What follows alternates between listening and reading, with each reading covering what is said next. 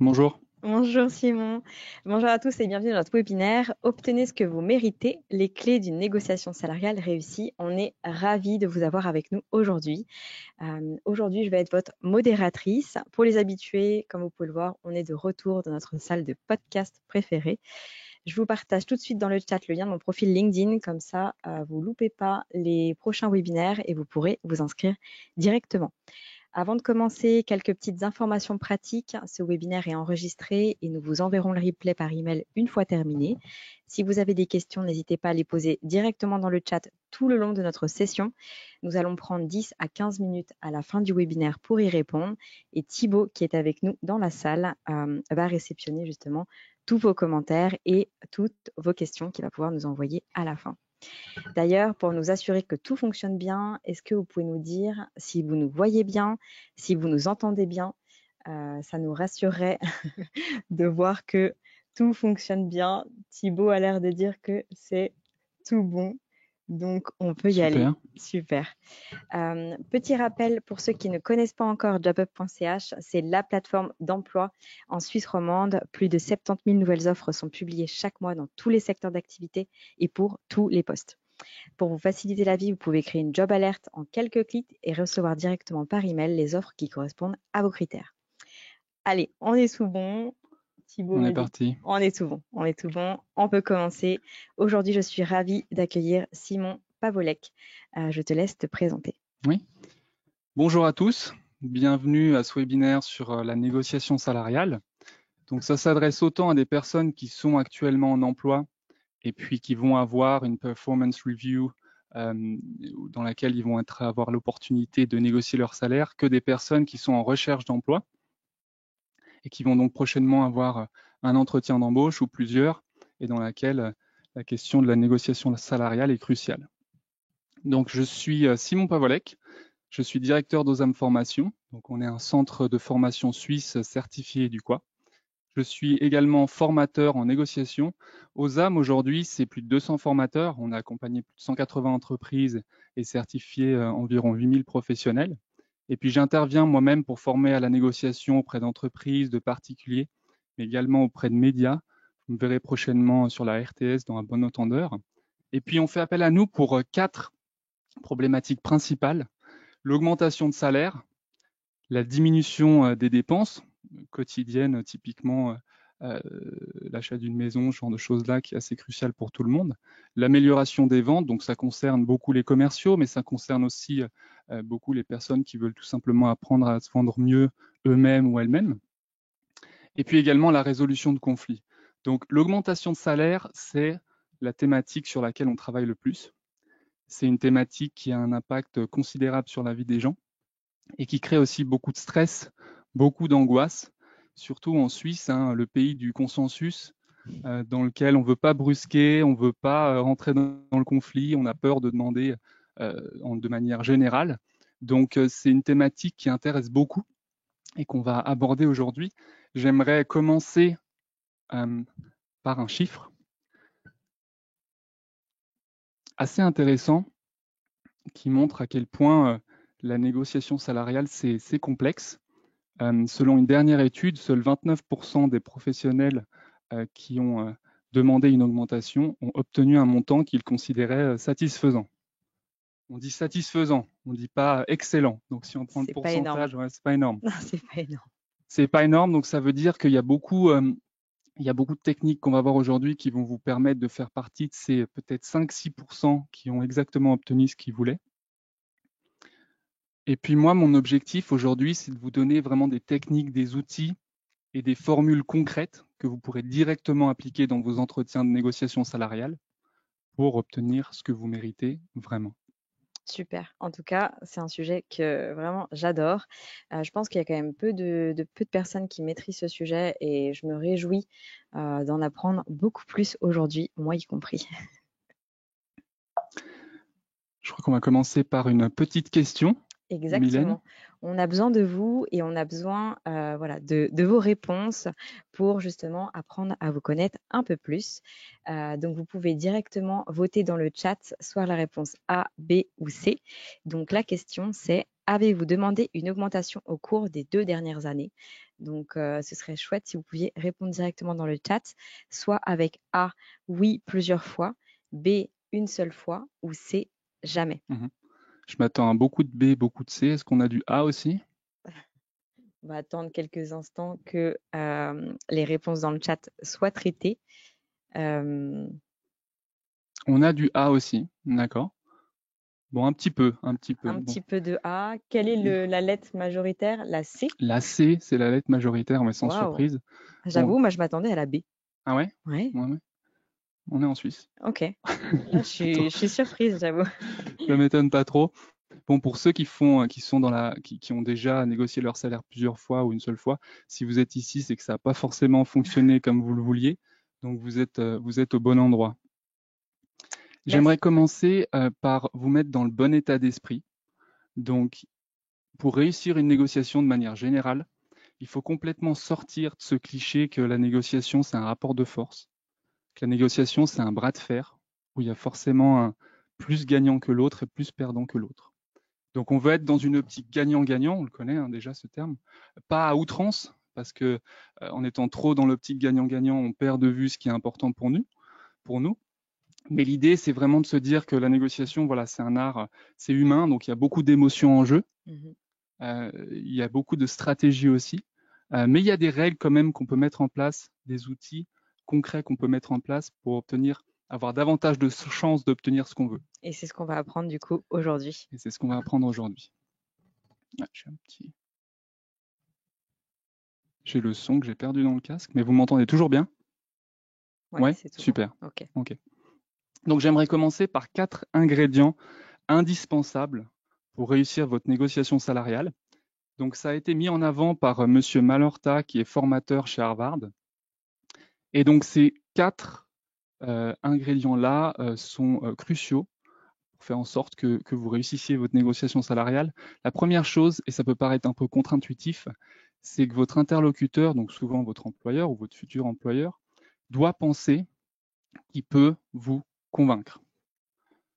Si on commence l'entretien avec une personne en face de vous qui se dit ah non, avec cette personne-là, je ne peux pas discuter, je ne peux pas trouver un accord, elle est trop retranchée sur son avis, trop stricte, trop rigide, vous commencez déjà très mal l'entretien. Donc ça peut paraître contre-intuitif, mais c'est important de s'assurer de ça. Donc c'est important de se montrer ouvert à la discussion, ouvert à l'échange. Il faut que cette personne-là puisse le justifier en interne également. C'est crucial. Vous ne parlez pas forcément à la personne qui a le pouvoir de décision finale. Le troisième point, certains diront que c'est subjectif, mais on n'a jamais plaidé pour quelqu'un qu'on ne supporte pas. Donc il faut que la personne en face de vous vous apprécie ou au moins apprécie une partie de vous. Et puis le quatrième point qui est crucial aussi, c'est qu'il faut que cette personne-là pense profondément que vous méritez cette augmentation. Donc il y a des moyens concrets pour faire en sorte de cocher toutes ces cases-là dont on va parler après. Mais voilà, ça vous donne déjà une base importante de connaissances sur qu'est-ce qu'il faut pour que la personne en face de moi accepte cette augmentation salariale. Et là, du coup, on n'est même pas encore dans la négociation, on est vraiment dans plus la relation Ouais, au jour le jour avec son manager, avec son supérieur. c'est exactement ça. C'est exactement ça. Donc, finalement, c'est pas juste quelque chose qui se fait une seule fois, mais c'est vraiment un travail quotidien Mhm, mhm. avec l'entreprise et puis son manager. Ouais, absolument. Donc, on va organiser ce webinaire en deux parties. Dans un premier temps, je vais vous parler de tout ce qui touche à la préparation de votre négociation salariale. Et puis, dans un deuxième temps, je vais vous parler de l'entretien en soi. Donc, tout ce qu'il faut faire, tout ce à quoi il faut penser pour réussir son entretien. La première chose qui est cruciale, c'est de correctement analyser votre marché. Mylène, on commence avec un super outil que JobUp propose pour en fait définir le salaire que vous voulez. Effectivement. En fait, sur jobup.ch, on a un outil qui s'appelle l'estimateur de salaire que vous pouvez retrouver justement dans l'onglet salaire sur jobup.ch directement. Et c'est un outil qui est très facile à utiliser puisque, donc là, je vous ai mis un exemple. Vous rentrez justement le nom de votre poste, le canton. Vous pouvez également mettre toute la Suisse si vous voulez toute la Suisse et vous cliquez sur rechercher. Et ça va vous donner en fait le salaire médian pour votre profession et le canton en question. Et en plus de ça, ce qui est génial, c'est que vous pouvez également avoir ce salaire en fonction du nombre d'années d'expérience, en fonction voilà, de savoir si vous êtes un homme ou une femme. Donc, il y a aussi plein de critères additionnels qui sont ajoutés à ça. Et moi, j'avoue que c'est un outil que j'utilise énormément, Ouais. que ce soit que pour mes entretiens d'embauche par le passé ou justement pour mes entretiens Mhm. de performance annuels, Mhm. pour justement savoir si je suis bien dans la médiane La bonne tranche, ouais. et ça me sert justement d'argument. Ouais. Donc ça, c'est la première chose qu'il faut définir, c'est quel salaire vous souhaitez. On va en parler après. C'est très important de travailler avec une tranche salariale en négociation. Négociez pas avec un salaire fixe que vous avez en tête, mais prenez toujours une tranche entre deux chiffres. Et cette tranche-là, je vais vous apprendre à la définir après. Donc, ce qui est crucial en deuxième chose pour la préparation, c'est de définir vos compétences fortes et vos compétences rares. Je pense par exemple aux enseignants spécialisés. En ce moment, il y a une pénurie phénoménale sur le marché. Et pour eux, c'est un excellent moment pour négocier leur salaire. S'il y en a dans les participants, ils se reconnaîtront. La troisième chose à laquelle il faut penser dans l'analyse de marché, c'est l'étude de l'état de l'entreprise. Donc ça, bien sûr, ce sera plus aisé si vous travaillez déjà dans l'entreprise, si vous êtes en recherche d'emploi, vous vous contenterez de ce qu'il y a en ligne sur Internet. Mais c'est important de passer du temps là-dessus, le plus possible, avoir d'informations sur leur chiffre d'affaires, la culture, les capacités financières, les salaires qu'ils appliquent en interne. Et puis le quatrième point important, c'est d'étudier le secteur dans lequel vous êtes. Si je prends par exemple la restauration pendant le Covid, c'était le pire Ouais. moment pour demander une hausse de salaire. Mais analysez un peu le secteur, voyez si c'est un secteur qui est en croissance, un secteur qui subit beaucoup de difficultés en ce moment, c'est aussi important. Hein. J'ai juste une question par rapport à la fourchette du coup de salaire. Je Ouais. savais que c'était le cas justement pour tout ce qui est entretien d'embauche parce que Mhm. effectivement, nous, c'est un conseil qu'on donne. Mais est-ce que c'est le cas également pour les entretiens de performance annuelle? Est-ce que ça vaut pour les deux ou est-ce que ça vaut uniquement quand on cherche un travail et qu'on postule pour un entretien d'embauche? Ah, dans les deux cas, il faut Dans vous les deux cas. préparer. Ouais. Dans les deux cas, il faut faire cette étude de marché OK. et même davantage. Hein. Tous les points que je vais citer là, c'est des points de préparation qu'il faut gérer dans les deux situations. Donc, dans les deux cas, on demande une fourchette, mais pas un montant précis, que ce soit pour Exactement. entretien d'embauche ou entretien de performance. Exactement. OK, Et je vais vous apprendre après à définir la fourchette super. correctement. J'avoue, j'avais pas ça en tête. Donc, on arrive au deuxième point important dans la préparation, c'est la connaissance de votre interlocuteur. C'est crucial de faire en sorte que vous ayez le plus d'informations possible sur lui ou elle et essayer de vous mettre vraiment à sa place. Parce que pour réussir une négociation, il faut absolument être dans un cadre de confiance, Mhm. d'empathie, de gain mutuel. Il faut que ça transpire, je te comprends et je comprends ce que tu veux. Mhm. Ça, c'est crucial. Donc pour ça, il faut passer du temps sur les notions suivantes, quel est son pouvoir de décision, sa personnalité. Si vous n'êtes pas encore en poste, hein, vous pouvez faire ces recherches un peu sur Internet, on trouve des choses magnifiques. Hein. Les expériences de la personne, ses priorités, ses goûts.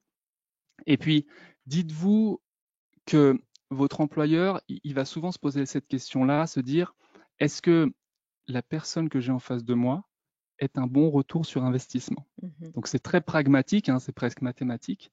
Et donc vous, en gros, votre rôle pour que la personne en face de vous accepte votre augmentation de salaire, c'est de lui prouver que vous êtes un excellent retour sur investissement. Parce que peu importe la somme qu'il vous paye, si vous ramenez le double, le triple, le quadruple, le Mhm. quintuple, ça ira très très bien. Ouais, c'est Hein. vrai. Donc c'est pas vraiment une question d'investissement, c'est plus une question de retour sur investissement. Qu'est-ce que ça va lui rapporter finalement vous augmenter en fait? Exactement, exactement. Donc ici, je vous ai mis une petite formule clé de ce que pourrait penser votre employeur. Hein. Donc pour un tel objectif, un tel chiffre d'affaires et tant d'efforts, je vais passer tant de temps à former cette personne en face de moi, tant de temps à la payer au début, entre guillemets, à perte. Quelle est la probabilité que cette personne atteigne l'objectif que je lui donne? Et donc, quel est mon retour sur investissement qui n'est pas forcément que financier? Mhm. Parce que pour une société ou pour un employeur, ça peut être un retour sur investissement humain, opérationnel ou autre. Hein. Donc, il y a des choses que vous pouvez dire pour rassurer votre employeur ou futur employeur par rapport à ça. C'est des choses comme dans le passé, j'ai déjà fait exactement la mission que vous me présentez là et je l'ai faite avec succès et avec tel succès. L'autre chose que vous pouvez dire, c'est voilà mon plan d'action sur les 3, 6, 9 prochains mois et ce que je compte atteindre et comment je vais l'atteindre. Ce genre de choses-là, ça rassure profondément la personne qui est en face de vous et l'employeur qui a vraiment en tête cette pression en fait du chiffre et cette pression d'investir dans la bonne personne qui va apporter les bons résultats pour la société. Mais du coup, je pense notamment aux entretiens de performance, parce que là, on est déjà employé dans l'entreprise. Ouais. Est-ce que c'est pas plus simple finalement d'atteindre en fait ces chiffres, cette performance, de prouver sa valeur auprès de l'entreprise et ensuite de demander l'augmentation de salaire? Ah, toujours. C'est Ok, crucial d'avoir montré le plus possible sa valeur ok, à la personne en face de vous avant de parler de salaire. ok. Et ça me fait penser au point qu'on va aborder après, qui est quand est-ce qu'il faut que je demande ou que j'annonce le salaire que je veux. Exactement. Bah, par exemple, Quand est si le je bon viens de moment? rentrer dans l'entreprise, à quel moment, c'est une question qui me vient maintenant, Ouais. à quel moment finalement je peux demander ma première augmentation? Est-ce Mhm. qu'il y a un délai à respecter, je sais pas moi, 1 an, 2 ans, Mhm. où on ne parle pas d'augmentation de salaire et Mhm. juste on prouve sa valeur à l'entreprise? La seule règle avec ça, c'est qu'il faut avoir le plus possible démontré votre valeur avant. Ok. Donc, si vous êtes rentré au sein de votre société et que vous êtes non seulement certain que vous avez apporté plus de valeur que le salaire que vous percevez actuellement et que l'employeur en est conscient, parce que c'est Mhm. ça qui est crucial C'est aussi, ça le plus la dur. valeur que vous apportez, c'est ça qui est le plus dur. Ouais. On va parler après, on va dire comment faire, comment on va dire influencer ça. À ce moment-là, c'est le bon moment de négocier. Ok. Donc, c'est pas du tout un bon moment de négocier, par exemple, en premier entretien d'embauche. Au tout début, la personne ne vous connaît pas, c'est pas ce que vous allez apporter, mais ça arrive des fois. L'employeur vous dit, bon, vous voulez combien? Ouais.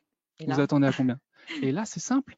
On dit, je suis pas encore prêt à vous donner une somme, à vous donner une ok. tranche. Je préfère en savoir plus sur comment vous fonctionnez, vos valeurs, et aussi vous présenter un peu plus ce que je peux apporter à la société avant de vous parler de chiffres. Et du coup, la fourchette de salaire vient plutôt en deuxième ou en troisième entretien alors. Généralement, oui, ça peut Ok. arriver en fin de premier entretien. Il y a des entreprises, enfin, tout le monde n'a pas les 6 mois d'entretien de Google, par exemple, hein, mais l'important, c'est que vous ayez démontré le plus possible votre valeur avant et surtout que vous soyez le plus convaincu possible que la personne en face de vous ait compris la valeur que vous Mhm. allez apporter ou que vous avez apporté et allez continuer à apporter. Mhm. Voilà. Donc j'ai une petite histoire rapide pour illustrer le fait que c'est crucial de comprendre ce que la personne en face de vous pense. C'est deux filles qui se disputent pour une orange et elles n'arrivent pas à trouver un accord. Les deux veulent l'orange et puis papa intervient et papa dit bon ça suffit, on va couper l'orange en deux. Comme ça vous serez les deux satisfaites.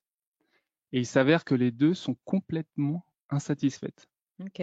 Elles continuent à pleurer tout autant. Pourquoi? En fait, une des deux filles voulait simplement la pulpe de l'orange pour son plaisir gustatif personnel et puis l'autre voulait la peau de l'orange pour faire un gâteau. Et donc ça illustre parfaitement le fait qu'il faut prendre le temps, avant de commencer votre entretien de négociation salariale, de comprendre profondément ce que la personne en face de vous Mhm. pense, ce qu'elle ressent, et donc prenez du temps pour analyser tout ça avant l'entretien. Pendant votre préparation aussi, vous allez devoir définir votre zone d'accord. Et donc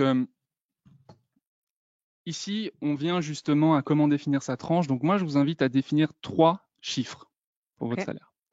Le salaire 1, qui est le salaire dont vous rêvez. Ok. Soyez réalistiquement très optimiste ici. Donc c'est du rêve, semi-rêve. Réalistiquement très optimiste, j'ai envie de dire. Voilà. Le salaire 2, c'est le salaire avec lequel vous vous considérez comme très satisfait. Ok. Ça me va. Ok. Je suis très bien avec ça. Ok. Et puis le salaire 3, c'est le salaire en dessous duquel vous négociez plus. Donc, en dessous duquel on n'accepte pas le poste, quoi. Exactement. Ok. Parce qu'on a tous une limite basse. Oui. Tout le monde. Peu importe notre salaire actuel ou futur, on a tous une limite basse. Bah, je dirais que déjà ceux qui changent de poste, je dirais que leur limite, du coup le 3, Mhm. ce serait leur salaire actuel. Ça peut. Exactement, ça Ok. peut.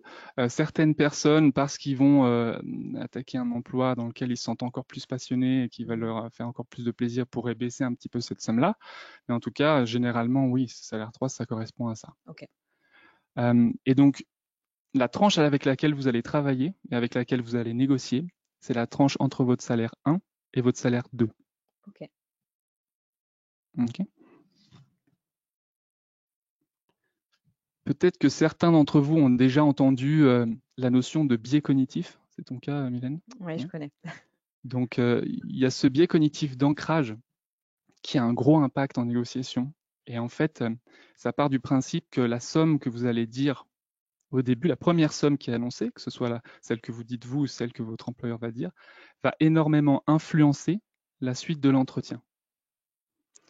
Donc, c'est important pour vous de faire en sorte que cette somme-là qui soit annoncée soit la plus haute possible. Donc, moi, j'ai envie de casser un peu ce mythe de oh, il faut surtout pas dire ce que je veux en premier, il faut que je laisse l'employeur me donner la tranche ou la somme qu'il pense me payer. Pas forcément. Parce que si vous le dites en premier, vous allez bénéficier de ce biais d'ancrage-là. Donc, peu importe ce qu'imaginait votre employeur au début, peu importe à quel point c'est plus bas, généralement c'est plus bas, que ce que vous allez lui demander, ça va le mettre dans une dynamique d'acceptation et dans une dynamique en fait où son cerveau va essayer de trouver des solutions pour faire en sorte de se rapprocher de ce que vous avez mis vous en avant. Ok. Voilà. Donc finalement, il vaut mieux laisser le recruteur annoncer le montant lui directement, alors si je comprends bien. Alors non, ça peut être nous-mêmes. Si on le dit nous-mêmes, on bénéficie Ok. de ce biais d'ancrage-là. Ok, d'accord. Voilà. Ok. Voilà. Donc justement, c'est pour casser ce mythe de il faut attendre que l'employeur dise la Ok. somme en premier. Mais toujours en fourchette. Toujours en fourchette. Toujours Ouais. en fourchette. C'est toujours Ok. plus facile pour l'autre de travailler avec une fourchette. Ok. Et puis ça vous donne un côté plus souple. Oui, plus Parce que flexible. même si votre fourchette est très haute, Ouais. ça montre que oui, Vous êtes prêt à négocier. mais vous êtes prêt à négocier, Ouais, ouais. exactement. Ok. Pensez à la mésor aussi, c'est ce qu'on appelle en négociation, c'est la meilleure solution de repli. C'est une notion qui consiste en fait à expliquer qu'il faut que vous commenciez l'entretien avec le moins de choses à perdre possible. Ok. Donc si vous commencez l'entretien dans un état où il faut absolument que j'obtienne cette négociation, que j'obtienne le salaire que je veux, sinon ça va pas le faire, sinon je vais me sentir mal, c'est le pire. Ok. Donc il faut commencer une négociation avec le moins de choses à perdre possible. Et c'est pour ça que je conseille beaucoup d'aller voir ailleurs. Vous n'êtes pas en couple avec votre futur employeur, ni avec votre employeur actuel. Allez voir ailleurs. Allez frapper à d'autres portes. Voyez si vous pouvez avoir une offre comparative. Ce ne sera pas forcément le cas, hein, vous n'allez pas forcément l'obtenir, mais ça ne vous coûte rien d'essayer. Et si vous l'avez, si vous avez une bonne offre comparative, ça vous donne un super poids dans la négociation. Par contre, là, ça me fait penser justement voilà, à toutes les personnes qui sont au chômage peut-être depuis plusieurs mois Mhm. et qui ont du mal à trouver un emploi. Je dirais que peut-être pour ces personnes-là, c'est peut-être un peu plus dur de se mettre dans ce mindset. Mhm. Comment tu vois les choses Mhm. C'est plus dur, mais il faut avoir un état d'esprit tourné vers l'alternative le Ok. plus possible pour eux avant de rentrer dans les premiers entretiens d'embauche. Donc ça peut être différentes choses, hein. Ça peut être aussi un statut d'indépendant. Mhm. Mais voilà, l'important c'est de travailler à ça. On ne trouvera Ok. pas forcément la meilleure solution de repli qui est idéale, Oui. mais l'important dans cette phase de préparation-là, c'est de passer du temps là-dessus. Ok. Et essayer de trouver une solution, une alternative qui serait OK si jamais la négociation ne fonctionne pas comme on veut. Ok. Un plan B. Un plan B, une sorte de plan B exactement. Exactement. Ok. On va parler d'un point qui fait beaucoup parler, les objections euh, en négociation. Donc, comment anticiper les objections auxquelles vous allez faire face. Euh, donc, je vous ai listé quelques objections types auxquelles on a pour beaucoup déjà fait face. Mylène, peut-être que toi, t'en reconnais quelques-unes. Oui, oui, Ouais, oui. pas le budget cette année, c'est le maximum pour ce poste. D'autres candidats demandent moins. Voilà, donc moi je vous ai mis une formule en avant, une formule de réponse qui optimisera vraiment vos chances de sortir gagnant de cette objection-là. Et elle fonctionne comme suit. Donc, vous avez une première phase où c'est crucial que vous mettiez en avant une forme d'empathie. Donc, une chose assez simple que vous pouvez faire pour cette première partie, c'est simplement répéter ou paraphraser ce qu'a dit la personne en face de vous et globalement montrer que vous la comprenez. Ensuite, il y a une phase de retour sur investissement où on en parlait déjà avant. Ici, il faut que vous montriez votre valeur ajoutée.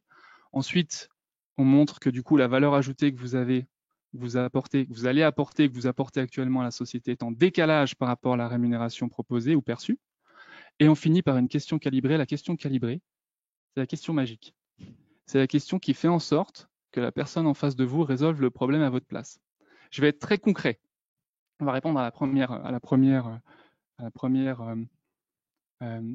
phrase qui dirait pas le budget cette année. C'est celle qui revient le plus souvent, je pense. Ouais, ouais, elle revient Elle est, souvent. elle est très facile, celle-là. Oui, C'est pas de ma faute, c'est pas moi, c'est l'entreprise. c'est ça. Peut-être juste une précision. Oui, ROI, ça veut bien dire retour ouais, sur investissement. return on investment, Voilà. ouais, en anglais, exactement. Donc prenons pas le budget cette année. Première partie empathie. J'entends que c'est une période difficile pour la société et que il y a beaucoup de pression en ce moment et que c'est peut-être pas le meilleur moment pour vous d'entendre ma demande d'augmentation de salaire. On passe à la partie retour sur investissement. Moi, aujourd'hui, j'avais envie de vous parler de cette augmentation-là parce que j'ai effectué X et X choses l'année passée avec X et X résultats positifs pour la société. J'ai participé à telle augmentation de marché. Et moi, mon but, c'est de continuer dans cette dynamique-là. On parle maintenant du décalage. Mais maintenant, aujourd'hui, je perçois un décalage entre la rémunération que je perçois et ce que j'apporte à la société. Question calibrée. Comment pouvons-nous trouver une solution qui nous convienne mutuellement? J'adore. Donc, c'est bon, j'accepte. Ouais, la question comment, elle est géniale parce que le comment, ça veut dire vous faites travailler la personne en face de vous et vous collaborez à une solution qui nous soit mutuellement bénéfique. La personne en face de vous, là, elle comprend très bien que vous êtes dans une optique win-win, que vous comprenez ce qui est important pour elle. Mais d'un autre côté, vous avez tellement apporté. Ce que je trouve génial là, avec l'exemple justement que tu as donné, c'est qu'on liste justement tout ce qu'on a apporté à l'entreprise. On montre qu'on est aussi ouvert à la discussion et que justement on n'a pas ce côté bras de fer que tu disais au départ. Voilà. Et surtout, enfin moi qui étais en face et qui te regardais, du coup j'étais en mode mais oui effectivement il y a ce décalage et comment je peux faire pour l'aider en fait. Je me suis sentie comme ça. Ok, tant mieux. Et puis le dernier point pour votre préparation, c'est gérer l'organisation et le timing. Donc, on en parlait avant de timing, hein, quand est-ce que c'est le meilleur moment pour négocier son salaire. Donc, pas avant la fin du premier entretien et garder en tête qu'il faut le plus possible que vous ayez démontré votre valeur avant et le plus possible vous assurer que la personne en face de vous ait compris la valeur que vous allez apporter ou que vous avez déjà apportée. Donc, et bien sûr, hein, si vous êtes en emploi, choisissez le bon moment pour discuter de salaire. Prenez jamais par surprise votre employeur si vous voulez parler du salaire. C'est quoi du coup le bon moment? Est-ce qu'il y a un mois dans l'année qui est plus propice? Ça va varier en fonction de la société. Ah d'accord, il n'y a pas de règle. Voilà, exactement. Moi, si vous êtes dans un business très saisonnier, moi je vous conseille de prendre la période creuse. Donc, du coup, le boss, il en a moins dans la tête, il est peut-être plus ouvert. Juste avant la saison ou juste après du coup? Plutôt juste après le succès. Espérons qu'il y ait du succès. Voilà, prendre un moment où vous sentez la personne avec laquelle vous allez négocier ouvert à la discussion, ouvert à un moment d'échange par rapport à ça. Donc ça aussi, ça s'analyse. Il ne faut surtout pas le faire sous le goût de l'émotion. Voilà. Et par rapport à cette organisation, tu disais justement qu'il fallait prévenir l'employeur. Comment on le prévient? Je ne sais pas si tu en parles après. Oui, je vais en parler. Okay. On le prévient en cherchant le nom. Ok. Et en fait, ça paraît contre-intuitif, on va en parler après, mais c'est crucial. Pour obtenir ce qu'on veut, on cherche plus le non que le oui. Ok. J'ai hâte d'en savoir plus. Ouais. On va parler maintenant de l'entretien. Et donc là, vous y êtes, à l'entretien.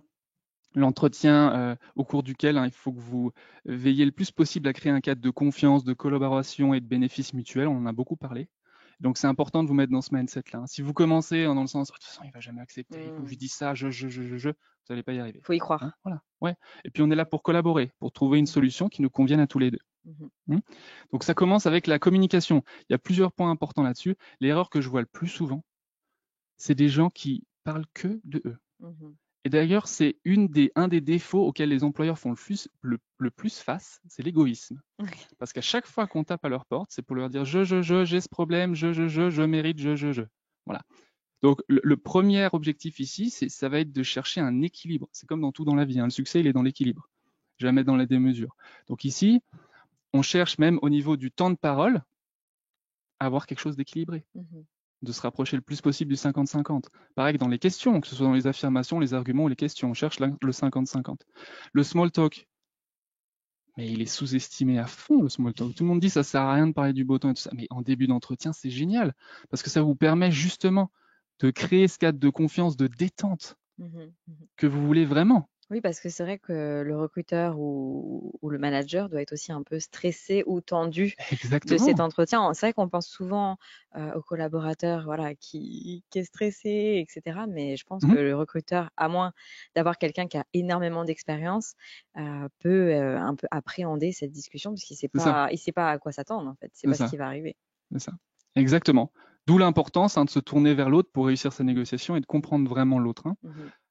Donc oui, moi je vous conseille vraiment de commencer par une petite conversation légère. Bon, encore une fois, pas Non, démesurément légère, mais une petite conversation légère où on discute de choses simples. Voilà, ça nous met dans le bain. Et puis ensuite, on rentre dans le vif du sujet. c'est à adapter, je dirais, en Ouais. fonction de la relation que vous avez avec votre manager. Mhm. Exactement, oui, ça va varier aussi un petit peu, hein. Ça On n'a pas varie. tous la même relation avec C'est ça. notre employeur. Ensuite, par rapport à la structure des propos, pensez au trio gagnant. On est toujours sur communication, hein. Pensez au trio gagnant qu'on retrouve souvent dans la société en général, liberté, égalité, fraternité, Père, Fils, Saint-Esprit. Et vous entendez beaucoup les politiques formuler leurs arguments ou leurs exemples par trois. Ok. Et en fait, ça fonctionne bien, ça donne un bon rythme, c'est impactant. Donc voilà, si vous avez peur de trop parler, parce que des fois, sous l'émotion, sous le stress, hein, on ne peut pas s'empêcher de continuer à parler, on a peur des silences, on va en parler aussi. Pensez à ce trio gagnant-là. Donc formulez vos exemples quand vous préparez l'entretien, formulez vos arguments par trois. Essayez de les Ok. faire concis, courts, et puis ça vous donnera un effet un peu plus impactant. Utilisez le champ lexical lié à la justesse. Il faut que dans l'entretien, vous mettiez aussi en avant avec des mots ce côté collaboratif, hein, solution commune. Ça peut être des mots comme fiable, équitable, sincère. Moi, je cherche à ce que on trouve une solution qui soit juste Mm. pour nous deux. Donc ça, c'est important aussi. Et pensez au non-verbal. Donc bien sûr, on vous dira tenez-vous droit. Ça, c'est des choses simples. Mais Ça vaut pour un entretien, quoi en qu'il. général, exactement. Mais j'ai quand même une petite chose qui est peut-être un petit peu moins connue et qui a un fort impact. C'est tout simplement montrer vos mains. Ok. Ouais, parce que des fois, on oublie un petit peu en entretien. Ouais. Certaines personnes les cachent un petit peu On ou le sont voit comme souvent, ça. ouais. On le voit souvent. Et en fait, montrer ses mains inconsciemment, c'est un super gage de confiance Ok. en fait, pour la personne en face de vous. Donc, mettez vos mains sur la table. N'hésitez pas aussi à parler avec vos mains, paumes ouvertes comme ça fonctionne bien aussi. Et Pas puis, trop. pas trop non plus, hein, jamais la démesure, on l'a dit C'est avant. ça. Voilà. Mais ça vous aidera beaucoup à obtenir ce que vous voulez aussi. On va parler d'empathie. Donc, moi, je suis pas là pour vous dire hein, comment être empathique. Il y a beaucoup d'innés là-dedans. Euh, et je pense qu'il y a beaucoup de formations inutiles sur ce genre de choses-là. Mais il y a des techniques que vous pouvez mettre en avant pour favoriser l'empathie de la personne qui est en face de vous. Et je commence par une première qui est mise en avant par Chris Voss, qui est un négociateur du FBI, qui Ok. négocie aussi pour libérer des otages, qui s'appelle le labeling. Et puis ici, en fait, il s'agit d'identifier les émotions de votre interlocuteur et de les verbaliser. Et ça, c'est génial parce que ce qui sort après de la bouche de votre interlocuteur, c'est généralement quelque chose de très sincère. Et je vais vous donner un exemple concret, hein, mais même si vous vous trompez, c'est pas grave. Donc, si par exemple, je vois que mon interlocuteur, l'employeur, voilà, il est très mal à l'aise par rapport à ce que je lui demande, et je sens pendant l'entretien que j'arrive justement pas à créer ce cadre de confiance facilement et que c'est compliqué, je sens que c'est pas le moment. Mhm. Vous pouvez tout simplement identifier une émotion en disant j'ai l'impression que ça vous tend un peu de parler de cette négociation salariale aujourd'hui. Et ce qui va sortir de ça, c'est beaucoup d'honnêteté. Ça va énormément vous aider en fait à avoir les réponses, la vérité. Ça brise la glace Ça finalement. brise la glace. Il se dit, bah mince, on a vu en moi. Ouais. euh, Alors généralement, ce que vous allez avoir, c'est un oh non non non, non non non, pas du tout. C'est juste que. Et hmm. ce qui suit le c'est juste que, ça peut vous surprendre énormément. Ça se trouve, c'est même encore différent de ce Mais qu'on attendait. complètement. Ouais. Ce que vous voulez dans cet entretien, c'est l'honnêteté. Parce que Ouais. si vous avez l'honnêteté de la personne qui est en face de vous, c'est des choses avec lesquelles vous pouvez travailler. Ouais. Parce que des fois, on va se dire, ah ouais, il veut pas me donner cette augmentation parce que, ça se trouve, vous vous trompez complètement. Hmm. Ça se trouve, votre employeur vous a menti la dernière fois. Hmm. Donc, c'est ce genre de choses-là qui va faire en sorte que la personne vous dise la vérité aussi. La deuxième technique, c'est l'effet miroir. Il s'agit ici, en fait, de tout simplement répéter ou légèrement paraphraser les 3-4 derniers mots de la personne en face de vous. Par exemple, votre employeur vous dit, ah, c'est vraiment compliqué ce que vous me demandez parce que on n'a pas le budget cette année. Mhm. Vous n'avez pas le budget cette année? et vous vous taisez. Et là? Vous dites plus rien. Et là, pareil, ce qui va sortir, c'est beaucoup d'honnêteté et vous allez surtout avoir beaucoup d'informations de la personne en face de vous. Puis vous renversez aussi un peu la tendance où la personne en face de vous va commencer à justifier généralement. Mmh. Voilà. Et donc, c'est important pour créer cet équilibre dont on parlait au début, parce que souvent, ce qui se passe, hein, c'est que nous, on va justifier énormément pendant Mmh. l'entretien Mmh. et la personne en face de nous très très peu. Ouais. Et là, du coup, ça rétablit un peu un équilibre. Exactement. On retrouve un équilibre, on retrouve l'aspect collaboratif qu'on veut. OK. Et aussi beaucoup d'honnêteté, ce qui suit derrière ça. C'est ce qu'on veut. Pensez au silence. Oh mon Dieu, que les gens ont peur des silences. C'est vrai, ça fout la trouille un silence. On dit quelque chose, on a envie de combler, On a envie de ça met combler. mal à l'aise. Mais en fait, le silence dynamique, il est génial. Donc un silence dynamique, c'est pas un silence où je dis quelque chose, je me tais. Un silence dynamique, c'est je me tais, je vous écoute, je monte les sourcils, puis je hoche la tête. Et puis ça vous amène à vous livrer plus. Ça vous montre que je suis bienveillant dans mon silence. Ou que je réfléchis. Ouais, ou que je Mmh. réfléchis, que je suis prêt à vous écouter, en tout cas, Mmh. que je suis dans Mmh. une écoute active. Mmh. Donc pas un silence méchant, comme on pourrait dire, mais un silence dynamique, positif. Pas un silence, je fais la tête, j'ai plus envie de parler. Exactement, Je exactement. suis braquée. Ouais. Mais ça, c'est crucial en négociation, hein. Ne pas avoir peur du silence, pas avoir peur d'en laisser. Puis pareil, ça amène l'autre à se livrer beaucoup plus. Mmh. Puis montrer que vous êtes à l'aise avec le silence, c'est aussi montrer que vous êtes à l'aise avec ce que vous demandez. Mmh. Et que pour vous, c'est quelque chose de très normal. Vous n'avez pas besoin de combler, de vous surjustifier. Mmh. Ou que vous êtes, très, très stressé. Ouais, Et je exactement. pense aussi que quand on est stressé, il y a très peu de silence parce qu'on parle, on veut combler, Ouais. et je pense que le silence, ça montre aussi qu'on est une personne posée, qu'on est là, qu'on est Mhm. calme Mhm. et voilà. Ouais, absolument. Les questions, quelles questions poser pendant l'entretien? Alors, privilégiez bien sûr le plus possible les questions ouvertes aux questions fermées, hein. Ça va de soi pour beaucoup de personnes, hein, mais vous coupez la conversation hein, si vous posez des questions fermées qui impliquent un oui ou un non. Donc on veut ici être le plus possible dans des questions qui sont orientées comment plutôt que des questions pourquoi. Les questions pourquoi, elles mettent souvent mal à l'aise, elles incriminent beaucoup. Je vous donne un exemple, par exemple, si la personne en face de vous vous donne une offre qui est plus basse que ce que vous vouliez, Mmh. dire pourquoi cette offre est-elle si basse? C'est hyper incriminant, Mmh. déstabilisant. Ça casse ce côté collaboratif. Par contre, si on dit comment est-ce qu'on pourrait ajuster cette offre pour Mmh. qu'elle nous soit mutuellement bénéfique, ça change tout. Je vais utiliser cette technique, tout le temps. Ouais. Donc on privilégie le comment au pourquoi. Pensez aux questions calibrées. La question calibrée que je vous ai donnée avant, par exemple, quand on parlait des objections, elle est super. Et ces questions calibrées-là, c'est des questions qui en fait font résoudre le problème de votre interlocuteur à votre place, ou en tout cas qui mettent en avant ce côté collaboratif pour trouver la solution qui nous va à tous les deux. Et on arrive au non. Tu me disais avant que c'était un point qui t'intéressait. Le non, il est pareil, il est très sous-estimé en négociation et il fait des miracles. Donc j'ai une anecdote que je peux mettre en avant pour ça. C'est une équipe commerciale qu'on a accompagnée dernièrement et qui voulait absolument réduire le temps qu'il y avait entre le moment où ils ont envoyé un devis et le moment où ce devis-là était signé. Ça prenait trop de temps pour eux, c'était mauvais pour leur cash, mauvais pour leurs finances. Et donc, ils ont fait appel à nous pour réduire ce temps-là. Et puis, on a analysé un petit peu comment ils faisaient pour demander une signature plus rapide, parce qu'ils essayaient hein, Mmh. comme ils pouvaient. Et puis, ils cherchaient souvent le oui. Est-ce que vous pouvez signer ce devis aujourd'hui? Mmh. Et on a juste changé très légèrement l'approche en disant, cherchez le non. Est-ce que vous seriez contre signer cette offre aujourd'hui? Et là, on peut pas dire non. Ils ont divisé leur temps par deux. Ouais. Enfin, on peut pas dire oui, pardon, c'est je comprends. Oui, et puis ils ont divisé leur temps Ouais. qu'il y avait entre le moment de l'envoi du devis et de la signature par deux. Mmh. Donc, pourquoi? En quelque sorte, c'est parce qu'avec le non, on se sent plus en sécurité. On sent plus qu'on a le pouvoir quand on peut répondre non. Mais si on me dit, «Non, je veux pas votre augmentation», c'est quand même dur de le non, il fait quand même mal là.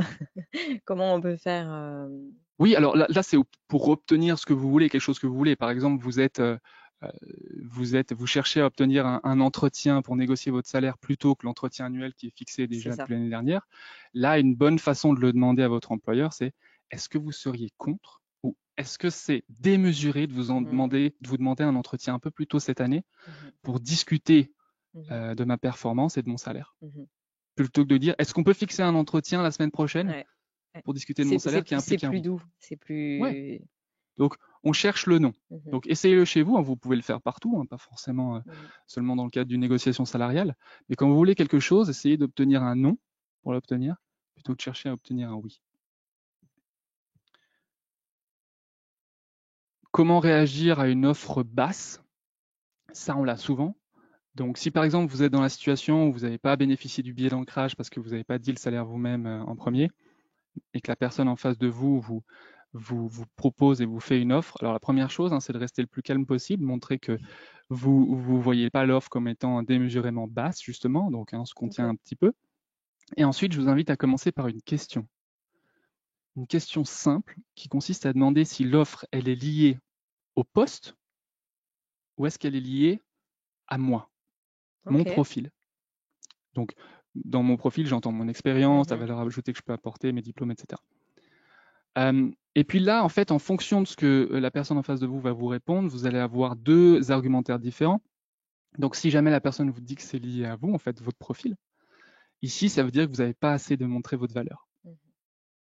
Donc, si vous êtes dans un cadre d'entretien d'embauche, ici, il va falloir revenir sur ce que vous allez apporter à la société dans le futur, les projets avec succès que vous avez eus dans le même poste, sur certains postes passés, ce genre de choses-là. Et la deuxième situation, c'est si la personne vous dit c'est lié au poste, parce qu'il y a des sociétés en fait qui ont tout simplement des grilles Ah, il y a très des précises. budgets et puis on peut pas vraiment sortir de là en fait. C'est ça, et tel poste égale tel salaire. Ben, dans ce cas-là, c'est que le poste qu'on vous propose, c'est pas le bon. Ouais. Et donc la discussion qu'on va avoir ici, c'est ah ben moi j'ai telle et telle compétence, je peux apporter ça et ça à la société. Je pense plutôt que je suis qualifié pour tel titre, tel poste, qui Mhm. serait un poste au-dessus du coup de ce qu'on vous propose Mhm. et qui impliquera une rémunération plus élevée. Voilà. Du coup, là peut venir la question qu'on peut se poser, c'est est-ce que je prends le poste ou pas? Ouais. Est-ce que j'accepte finalement ce salaire qui correspond pas forcément à mes compétences, Mhm. mais j'ai le job ou Exactement, exactement. Et ça, il faut bien le préparer en amont, hein, ce que vous êtes Mhm. prêt à perdre, prêt à gagner. Ça se fait pas à ce moment-là. Mais Mhm. c'est pour ça que c'est important aussi de travailler sur les alternatives. Et puis rappelez-vous que ce qui est pas négociable maintenant peut être négociable plus tard. Mhm. Hein, donc jamais prendre une décision sous le coup de l'émotion, hein, mais c'est pareil dans la vie. Donc c'est pas parce que vous obtenez pas exactement ce que vous voulez pendant le premier entretien que ce sera pas le cas pendant le deuxième. Donc travaillez sur les alternatives. Il y a d'autres façons de se rémunérer, hein. Ça peut être un bonus de performance, de la formation continue, ça peut être aussi des parts dans l'entreprise si c'est possible dans votre entreprise. Vous pouvez quand même sortir gagnant d'un premier entretien, même si c'est pas exactement l'augmentation de salaire que vous voulez, puis l'obtenir finalement plus tard. Et j'ai une question qui me vient. Donc, je cherche un nouvel emploi, on me fait une offre qui est un peu basse. Est-ce Ouais, que, à ce moment-là, je peux, demander au recruteur qui s'engage à une renégociation après X temps? Ou est-ce que c'est des choses qui se font ou pas du tout? complètement. OK. Complètement, et je vous conseille vivement à faire ça parce que ça montre votre souplesse, Puis surtout, tout on en. peut faire ses preuves. Mais exactement, Là, on a le temps de faire ses preuves pendant exactement. 6 mois, 1 an, je ne sais pas le délai qui est Oui. négocié et justement repartir avec cette négociation avec des preuves, concrètes. Exactement, exactement. Donc ça, c'est super. C'est OK, exactement ce qu'il faut faire et penser aux alternatives en amont de votre négociation. OK. Toutes les alternatives qui seraient OK pour vous, qui vous iraient. Une alternative, ça peut être OK, je suis OK pendant cette première négociation de ne pas obtenir ce que je voulais. Mmh. Vous vous dites ça par rapport à vous-même, hein. Mmh. Mais je ne partirai pas de cet entretien si j'ai pas fixé un nouvel entretien Mmh. négociation salariale, si jamais il veut que je prouve plus. Ouais. Voilà. Donc complètement. Et puis ensuite, on arrive à la dernière impression qui est cruciale, hein, c'est tout aussi important que la première. Euh, Moi, j'ai envie de vous mettre en avant la question d'entretien d'embauche qui crée l'effet le plus incroyable et le plus positif qui existe auprès de votre employeur. C'est une question qui m'a été présentée par un grand directeur au sein d'une banque suisse qui a une carrière phénoménale, qui a gravi les échelons, qui est parti de rien, et qui m'a dit que c'est une question qu'il a beaucoup utilisée en entretien et qui l'a beaucoup fait réussir. Et c'est une question que je vous invite à poser à la fin de tout entretien de négociation salariale. Bon, si vous l'avez fait une fois, ne le refaites pas forcément deux fois, mais je vous invite vraiment à inclure au sein de votre entretien. Et je vous l'ai écrite comme ça, vous l'avez concrètement. Alors, vous pouvez légèrement la paraphraser, hein, mais c'est comment puis-je m'assurer d'être impliqué dans des projets stratégiques et critiques pour l'avenir de l'entreprise. Super intéressant. Voilà. Ça, non seulement ça montre que vous êtes un team player, Mmh. ça montre que vous voulez être impliqué dans les projets qui comptent vraiment pour votre Mmh. employeur Mmh. et que vous voulez être un atout ultra utile pour la société. Et ça montre aussi que vous êtes très sérieux et que ce que vous avez demandé, en fait, c'est directement corrélé. En tout cas, c'est à valeur égale avec ce que vous apportez ou ce que vous allez apporter. Puis c'est surtout aussi plus facile après pour apporter, enfin, pour prouver sa valeur, puisque justement, on a travaillé sur des projets stratégiques. Donc Exactement. là, plateau. Ouais, c'est ça. C'est ça. Fin d'entretien, je vous invite vivement à résumer les points de vive voix dont vous venez de discuter. Parce que des fois, on obtient ce qu'on veut. On est content, puis yes, super. En fait, on n'a pas perçu la même chose. J'ai eu cette situation, hein. Ok. Négociation, les deux sont sortis de l'entretien en se disant, l'un s'est dit c'est bon, j'ai obtenu ce que je voulais, l'autre s'est dit c'est j'ai obtenu ce que je voulais. L'accord était complètement différent dans la tête de l'un et dans la tête de Waouh. l'autre, et ça crée des dégâts phénoménaux. Donc tout simple, deux choses pour éviter ça. Un, on répète globalement à la fin de l'entretien de vive voix ce qu'on a convenu, Ouais. en disant si j'ai bien compris, on s'est mis d'accord là-dessus, oui, oui, oui, Mhm.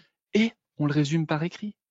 Mhm. Alors certaines personnes ont peur, elles disent ouais ça fait pas très bien de redire par écrit on a convenu ça, mais commencez simplement en disant, en commençant votre email par merci beaucoup pour notre entretien, c'était très agréable d'échanger avec vous pour le succès futur de l'entreprise, donc je retiens ça ça ça. Oh, merci au revoir, au moins c'est écrit, c'est là, c'est acté. Ouais. Voilà. C'est des choses simples qu'on Oui. oublie, mais qui évitent des problèmes après qui peuvent être très lourds.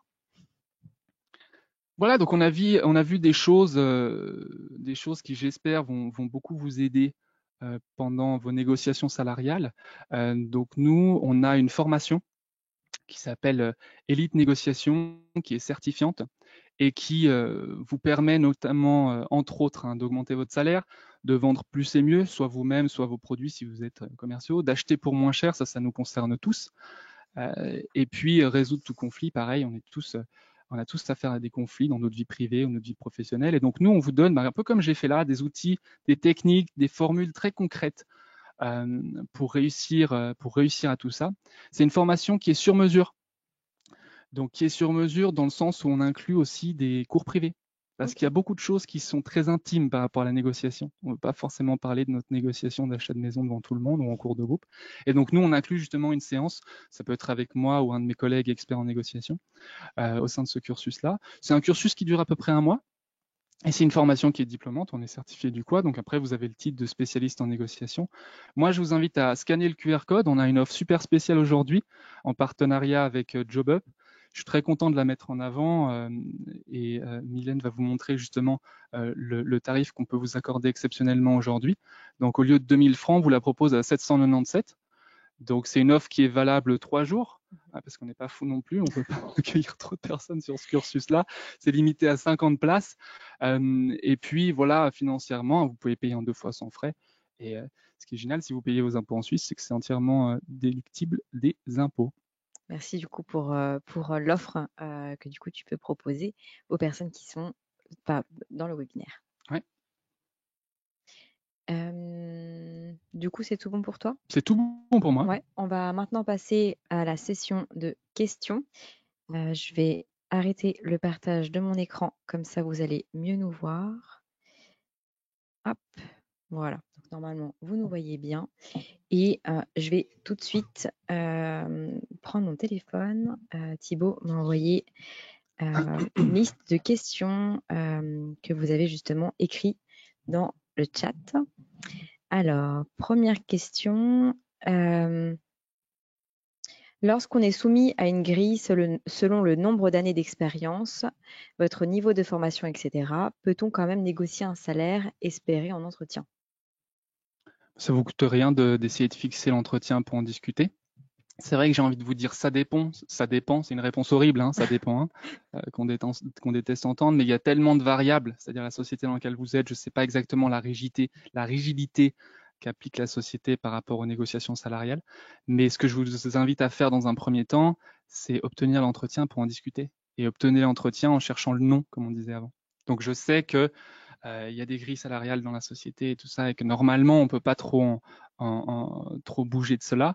En revanche, j'aimerais savoir si vous êtes contre ou si ce serait démesuré de vous demander un entretien pour qu'on puisse discuter de ma performance, de ce que j'apporte et potentiellement ma rémunération.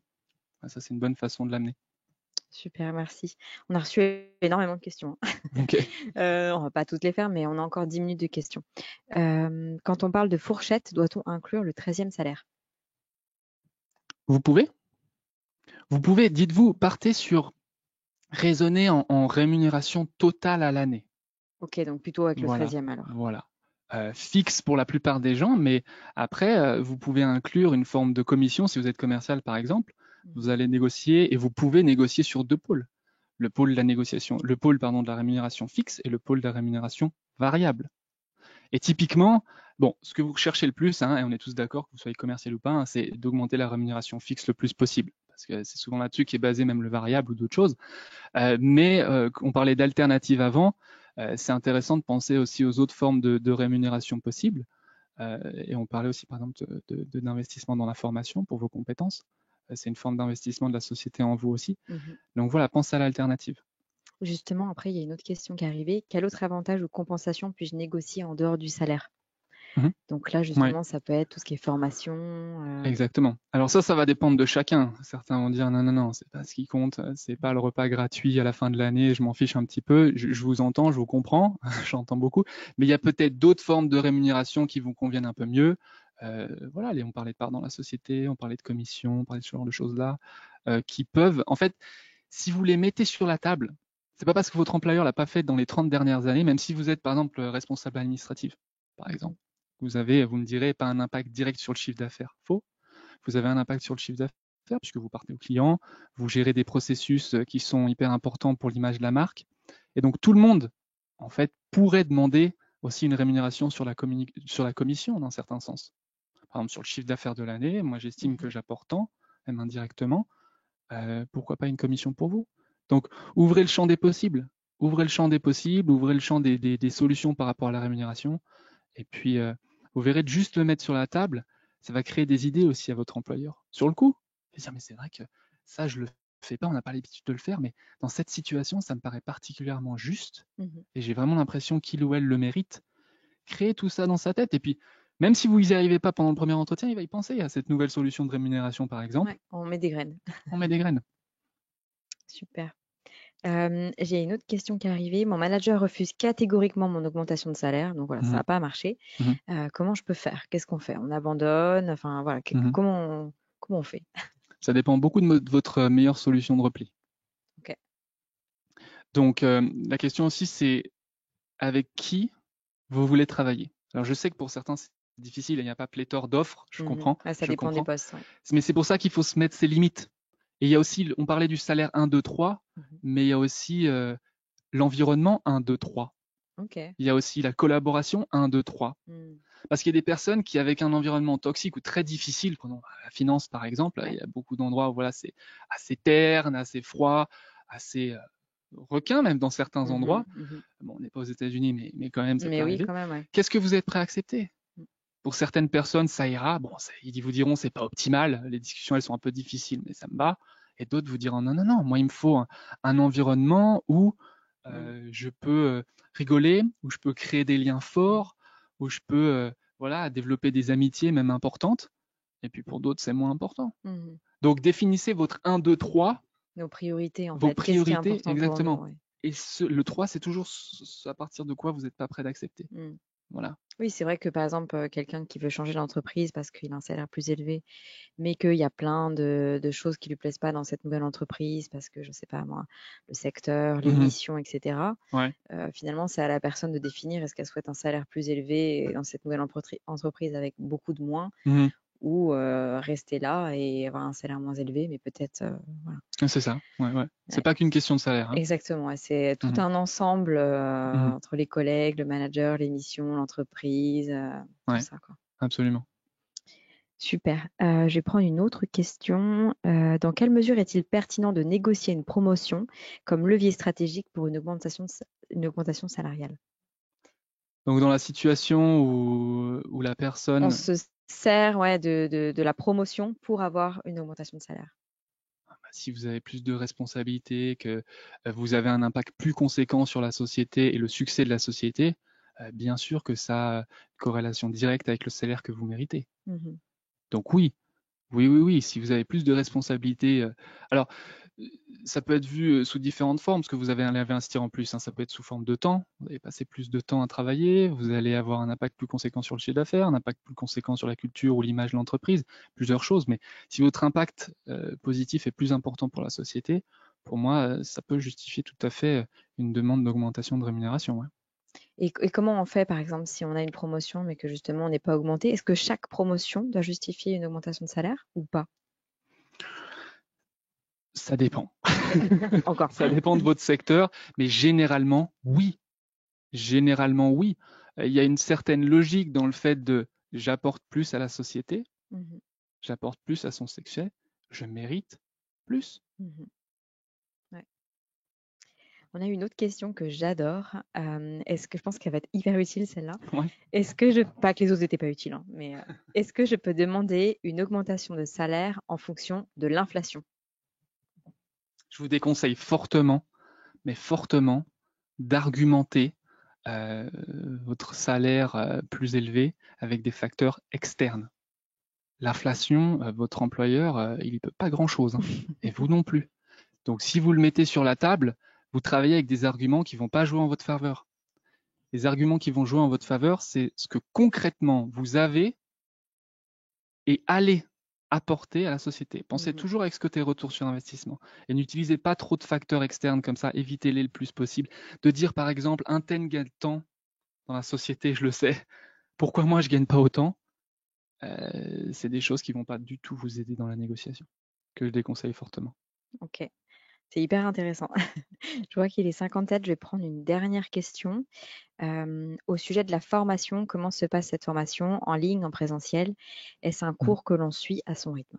Mhm. Alors, c'est une formation qu'on dit hybride. Donc, il y a un mélange de e-learning. Donc, vous avez une plateforme dans laquelle vous avez des quiz, des vidéos, vous apprenez tout ça.